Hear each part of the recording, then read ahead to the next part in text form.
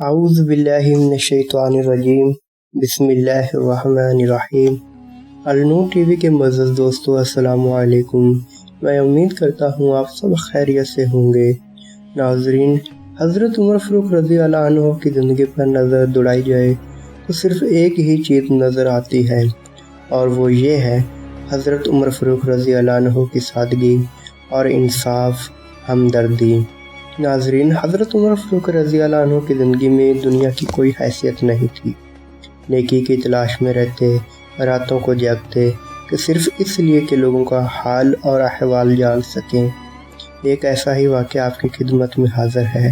میں امید سے کہتا ہوں آپ کو بے حد اچھا لگے گا۔ ناظرین، ایک مرتبہ امیر المومنین حضرت عمر فاروق رضی اللہ عنہ نے اپنے جسم سے ردائے شب دور کی اور عوام کی خدمت گیری کے لیے رات کو اٹھا۔ گھٹا گھوٹ اندھیرے میں گشت کرنے لگے۔ اچانک ایک گھر سے کسی عورت کے رونے کی آواز سنی تو قریب گئے تو ایک آدمی نظر آیا جو گھر کے دروازے کے سامنے اکڑوں بیٹھا تھا۔ حضرت عمر فاروق رضی اللہ عنہ نے سلام کیا اور پوچھا کہ تم کون ہو؟ اس نے کہا کہ وہ ایک صحرا نشین آدمی ہے، امیر المومنین کے پاس حاضر ہوا ہوں تاکہ ان سے کوئی مہربانی حاصل کروں۔ حضرت عمر فاروق رضی اللہ عنہ نے فرمایا کہ یہ آواز جو میں گھر سے آتی سن رہا ہوں، یہ کیسی ہے؟ اس آدمی نے کہا، میری بیوی درِ جدا میں مبتلا ہے۔ حضرت عمر فاروق رضی اللہ عنہ نے پوچھا، اس کے پاس کوئی ہے؟ اس نے کہا کہ نہیں۔ حضرت عمر فاروق رضی اللہ عنہ جلدی سے اپنے گھر گئے اور اپنی زوجہ ام کلثوم بنت علی رضی اللہ عنہ سے کہا کہ کیا تم اجر حاصل کرنا چاہتی ہو؟ بیوی نے کہا، کیسا اجر؟ حضرت عمر فاروق رضی اللہ عنہ نے کہا، ایک بیچاری عورت درِ جزا میں مبتلا ہے، اس کے پاس کوئی بھی نہیں ہے۔ حضرت ام کلثوم رضی اللہ عنہ نے کہا، جی ہاں، اگر آپ چاہیں۔ حضرت عمر فاروق رضی اللہ عنہ نے کہا، پھر ایک کپڑا، تیل اور ایک عورت کو ولادت کے وقت چاہیے ہوتا ہے، وہ سب لے لو۔ ایک ہانڈی جس میں چکنائی ہو اور آٹا لے آؤ۔ چنانچہ وہ سب یہ چاہیے ہوتا ہے کہ چیزیں لے آئیں، اور حضرت عمر فاروق رضی اللہ عنہ نے ان تمام چیزوں کو اپنی کمر پہ لادا اور بیوی سے کہا کہ چلو۔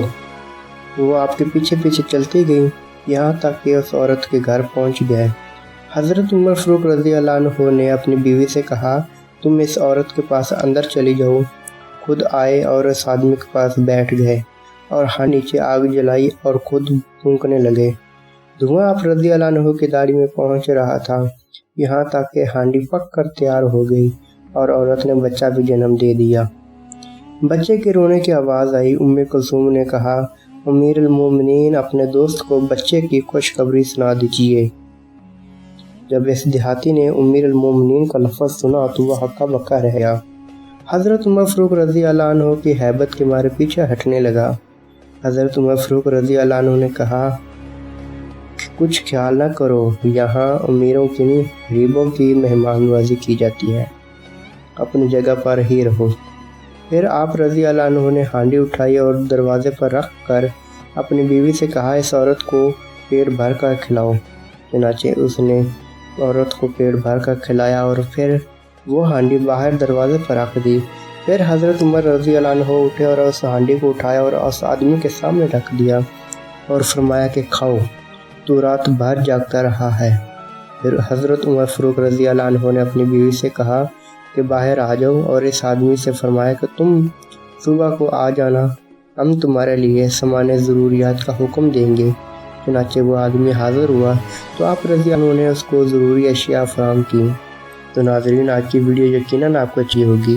اگلی ویڈیو آنے تک اپنے گرد نواح، رشتہ داروں، دوستوں سب کا بہت خیال رکھیں، اور اگر آپ نے ہمارا چینل سبسکرائب نہیں کیا تو سبسکرائب کر کے ساتھ لگے گھنٹی کے بٹن کو بھی دبا دیں تاکہ مزید اچھی ویڈیو آپ تک باقاعدگی کے ساتھ پہنچ سکیں، اور مجھے دیں اجازت۔ اللہ حافظ۔